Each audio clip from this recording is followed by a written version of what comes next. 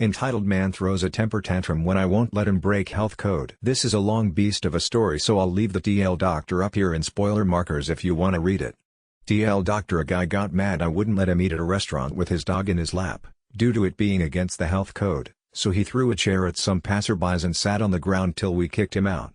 This happened several years ago during my 31F tenure as a server at a restaurant in a decently touristy area. I have an entire smorgasbord of wild stories: local politicians getting huffy at not getting special treatment, 90 years old men threatening to spank me, 2 lawyer parents arguing why their 16 years old daughter should be allowed to drink as though it were a courtroom, etc., along with your average restaurant no one matured past high school work environment. Without getting too specific about where I was, the restaurant was somewhat dog-themed, in the name and like 2 of the decorations, but outside of it was largely just a pub-style restaurant. But with our name, most folks expected us to be a dog-friendly establishment. Unfortunately, shortly before I started working there, the health department had begun to crack down on restaurants in the area allowing dogs in, which was against the health code. As such, in an effort to live up to our name, management chucked off an arm and a leg to get permission to have a dog-friendly section on the patio. Part of the permission came with several rules like dogs can sit in chairs or on tables, or dogs must be on leash or in carriage, or dogs must have separate entrance and exit. Stuff that, if you sit down and think about it, makes sense for protecting people who may have an allergy or a phobia or any other reason to avoid a dog in public.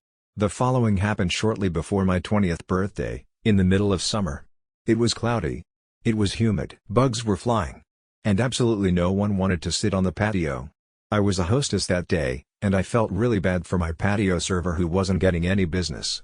Until a middle-aged woman appears. I'll call her unentitled woman wife, or Yoo for short. Yoo: Hi, my husband and I have a dog and we're hoping to sit out on the patio. Me: Great, just give me a second and I'll get you set up in the dog-friendly section. I collect their menus and lead Yoo outside to find her husband, who I will lovingly refer to as entitled chair guy, or ECG, along with a cute, elderly beagle, already sitting in the dog-free section. For the record, all the patio tables had little signs on them denoting them as dog-friendly or dog-free, to make it easy on people.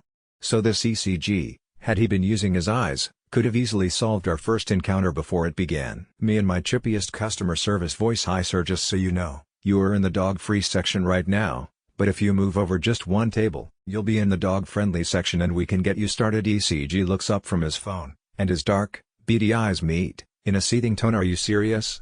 Now I am a bit taken aback at the hostility at such a basic request, but I'm no novice in shitty customers. I repeat the rules and explain it's due to the restaurant needing to follow the health code.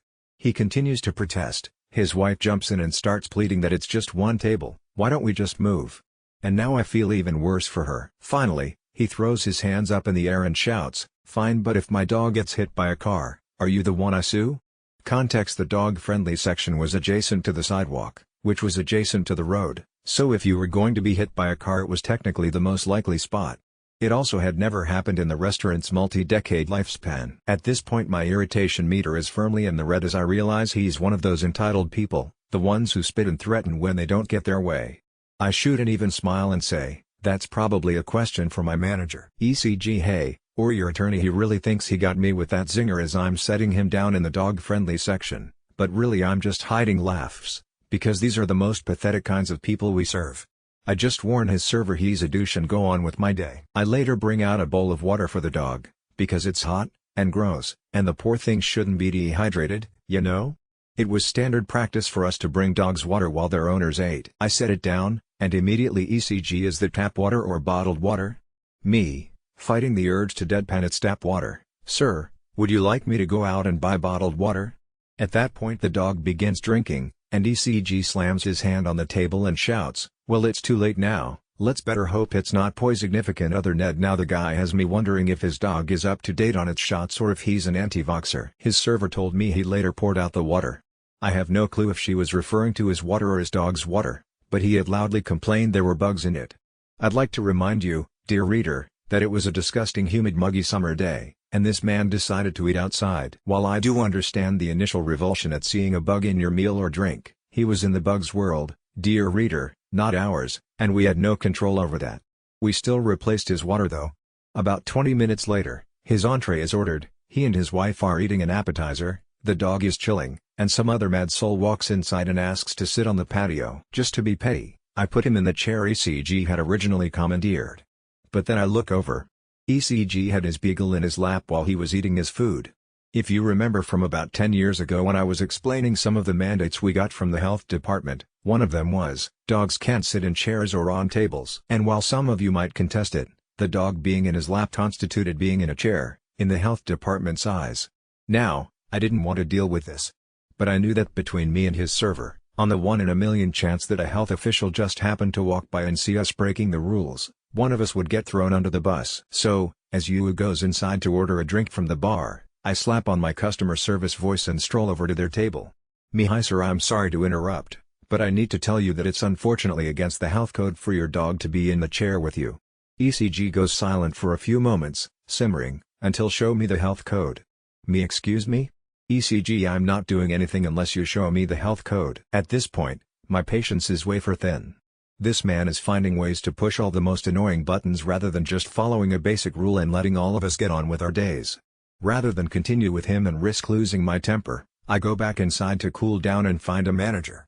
I find one, we go to the office, and she prints out the list of rules emailed to us by the health department. Then she holds up the paper to me and says, now this can go one of two ways. I can take this down to him, and you never have to see him again.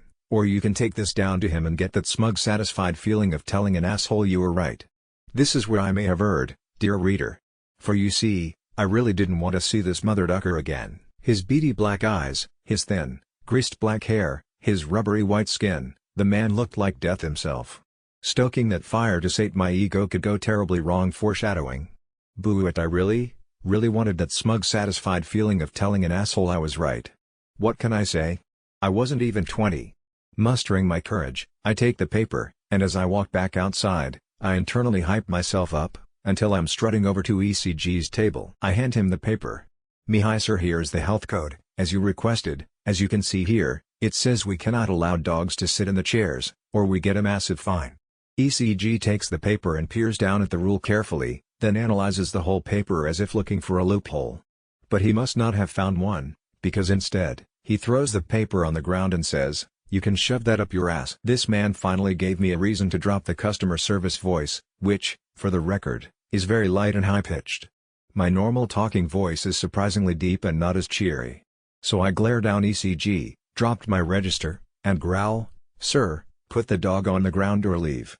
This startled him at first, but he, being a man with an attorney and me being a short little waitress working for pennies after all, regathers himself quickly. He scoops up his dog in his arms, stands, then takes his heavy metal chair, and flings it behind him. It goes under our railing and nearly strikes two random women walking by. And then, dear reader, the piece de resistance, he sits down. On the ground. With his dog in his lap. Now at this point I've seen a lot in my service industry career. I can handle someone throwing a temper tantrum. I can't handle someone throwing a chair. Luckily, the two women he'd very nearly assaulted know exactly what to do. They leer over him from behind the railing and begin screaming, "Gone full Karen for justice on this guy's ass." The more they screamed, the more he shrank, and we'd attracted a small crowd. They turn their gaze to me. "Karens for justice, oh my gosh, sweetie, are you okay? You know, we're from Brooklyn, and even we find this appalling." Suddenly I snap back to reality and realize I'd been rescued. I laugh and join a conversation with the women, with the pouting man between us. I not so subtly bemoan the immaturity and entitledness I saw on a daily basis. Overall they were very sweet.